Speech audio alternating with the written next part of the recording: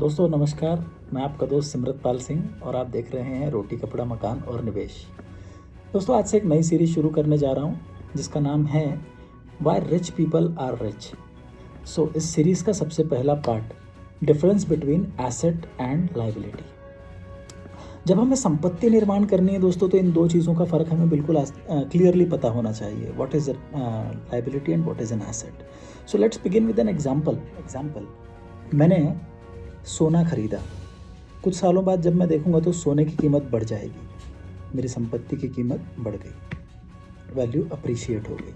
Second, मैंने एक property खरीदी, उस प्रॉपर्टी को रेंट पे चढ़ा दिया, कुछ सालों बाद जब मैं देखता हूँ तो उसकी कीमत बढ़ जाती है प्रॉपर्टी की और साथ में मुझे रेंट भी मिलता जा रहा है, कैश फ्लो भी जनरेट हो रहा है। देखिए ये दो तरह के एसेट्स हैं, एक एसेट ने क्या किया, सिर्फ वैल्यू अप्रिशिएट किया, दूसरे ने वैल्यू भी अप्रिशिएट किया और साथ में मुझे कैश फ्लो भी जनरेट करके देता गया। So these are physical assets.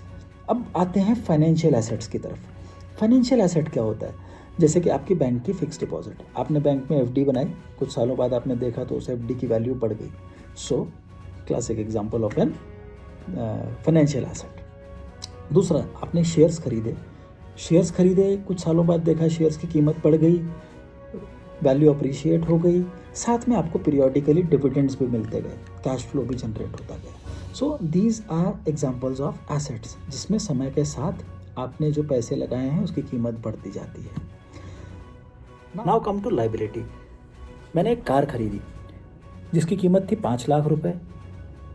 5 साल बाद जब मैं देखता हूँ तो उस कार की कीमत हो जाती है 2 लाख रुपए, वैल्यू डिप्रिशिएट हो गई। और इसके अलावा मैंने उन 5 सालों में उस कार में काफ़ी सारा और खर्चा भी किया, जैसे कि उसकी मेंटेनेंस की, उसमें टायर्स डाले, पेट्रोल डाला, ये सब खर्चा करता गया।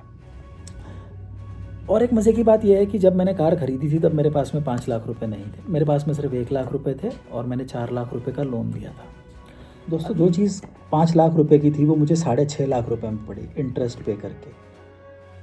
सो अभी यहाँ पर बात बनती है कि मुझे कार नहीं खरीदनी चाहिए थी, लेकिन इसमें तर्क हम ये भी दे सकते हैं कि कार की ज़रूरत थी, तो मैं अपनी जो परचेज़ थी वो 2 साल से आगे बढ़ा देता अगर, और उन 2 सालों में मैं रिवर्स ईएमआई पे करता। जैसे कि हमने ईएमआई पे कार खरीदी, रिवर्स ईएमआई का मतलब क्या हो गया कि सबसे पहले हम लोग अपनी कार की डाउन पेमेंट करने के लिए पैसा इकट्ठा करेंगे, राइट। उन 2 सालों में मैं हर महीने कुछ ना कुछ पैसे जमा करता जिस पर मुझे कुछ इंटरेस्ट भी मिलता। rather than paying interest, I'll be getting interest। अगर मैं अपना 2 साल तक उस कार का परचेज या 2.5 साल तक उस कार का परचेज आगे ढकेल देता तो डेफिनेटली इंटरेस्ट देने की बजाय मैं इंटरेस्ट कमाता। So this is the difference between rich and poor, rich and average people, right. Rich people buy assets, they don't buy depreciating assets on credit, जैसे कि हम लोग आसानी से खरीद लेते हैं, राइट। दोस्तों हमारे चैनल से आपको नए वीडियोज़ आते रहें, इसके लिए आप इसे सब्सक्राइब कीजिए। आपको अगर कोई टॉपिक अच्छा लगता है, आपको कोई आपके क्वेश्चंस हैं खुद के, आप पूछना चाहते हैं, कमेंट्स में पूछ सकते हैं, हम लोग उस पर भी वीडियो बनाएंगे। And thank you for watching, take care, bye bye.